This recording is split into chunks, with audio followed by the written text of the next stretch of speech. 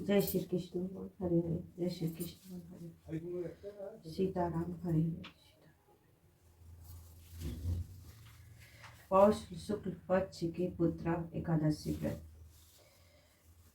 पांडु नंदन ने विनय पूर्वक हाथ जोड़कर श्री कृष्ण जी से प्रश्न किया, भगवान अब आप कृपया कर श्री पौष शुक्ल एकादशी के महापुण्य का वर्णन कीजिए। उसका क्या नाम और क्या विधान है तथा उस दिन किस देवता की पूजा की जाती है और उसका क्या फल होता है।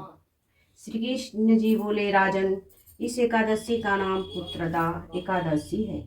यह समस्त मनोरथ को पूर्ण करने वाली, यह समस्त सिद्धियों को देने वाली है। इसके अधिपति शिव नारायण है। इस चराचर संसार में इसके समान फल देने वाला दूसरा कोई व्रत नहीं है। इसके प्रसाद से मनुष्य पुत्रवान, विद्वान, कीर्तिमान, लक्ष्मीमान और यशस्वी होता है। अब मैं तुमसे उत्तम और पापों को हरने वाली कथा करता हूँ, ध्यान पूर्वक सुनो।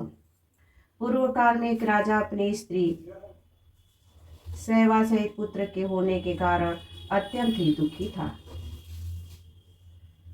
उसके पिता गर्म और अश्रुओं से संचित किंचित पिंड को दक का पान करते थे।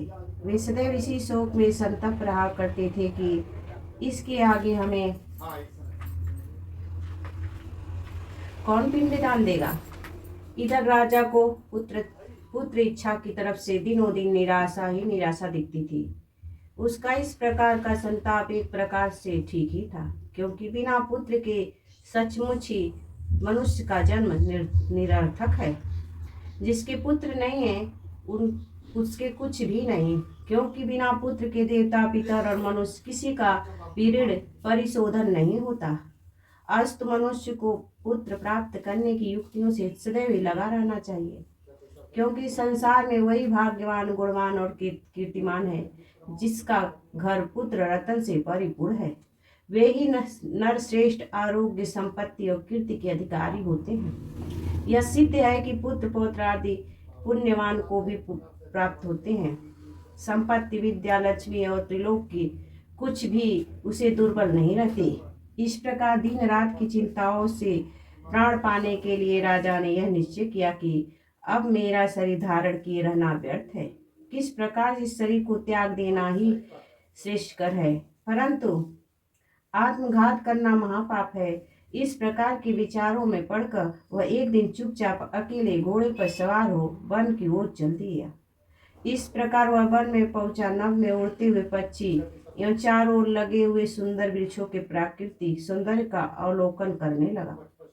वहां पर कहीं तो अपने अपने निवास स्थान से निकलकर मृग झुंड इधर उधर चौकड़ियां भर रहे थे। कहीं बाघ, बारहसिंगा, बानर, नीलगाय, सशक, सर्प और जंगली हाथी अपनी हथनियों के साथ क्रीड़ा कर रहे थे। किसी तरफ श्रृंखलाओं की ध्वनि थी तो किसी ओर से उल्लुओं के कर्कश नाद सुनाई पड़ रहे थे। इस प्रकार वन की शोभा देखता और वन पशुओं के शब्द को सुनता हुआ राजा वन में घूमने लगा। घूमते घूमते उसे दोपहर हो गई। उसे भूख और वियोग ने सताया, परंतु वो आगे ही बढ़ता गया।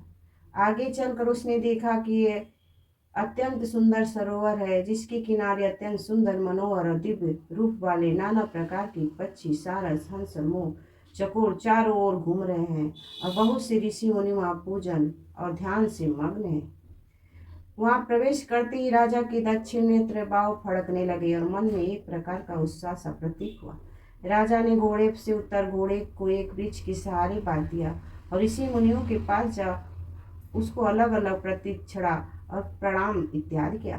राजा का सुंदर वेश और सुंदर स्वभाव देखकर एक ऋषि ने कहा, क्या इच्छा है, क्या काम है और क्या विचार है। ऋषियों की ऐसी वाणी सुन राजा ने कहा, भगवान आप लोग कौन हैं, यहाँ पर क्यों आए हैं और क्या कर रहे हैं। एक महर्षि बोले, राजन, हम लोग विश्वदेव और राज्य पौष शुक्ल की पुत्र आदि नाम की एकादशी का व्रत है, सो हम इस सरोवर में स्नान करने आए हैं। हमने अपना संपूर्ण हाल बतला दिया, अब आप कहिए। राजा बोले, भगवान, मैं भी एक निसंतान और भागा मनुष्य हूँ और पुत्र की इच्छा रखता हूँ। यदि आप लोग मुझे किसी प्रकार भी एक पुत्र दे दे तो मैं अपने को धन्य मानकर जन्म जन्म के लिए आपकी ऋण हो जाऊं।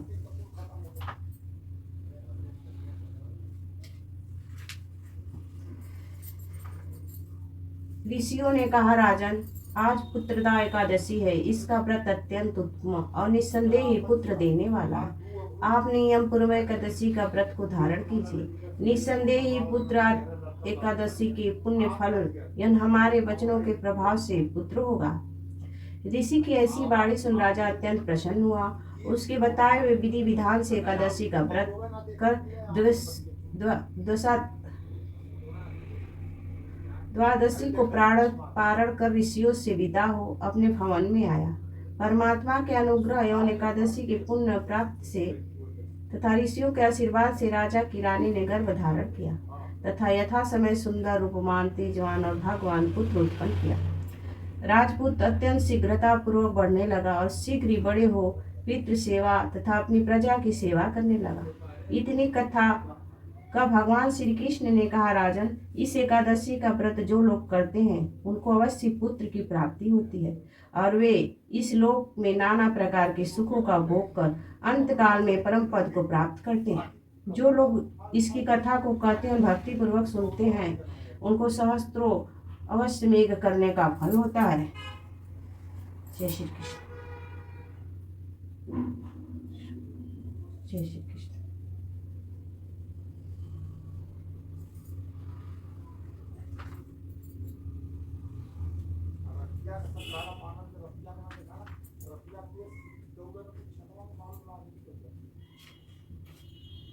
जय श्री कृष्ण।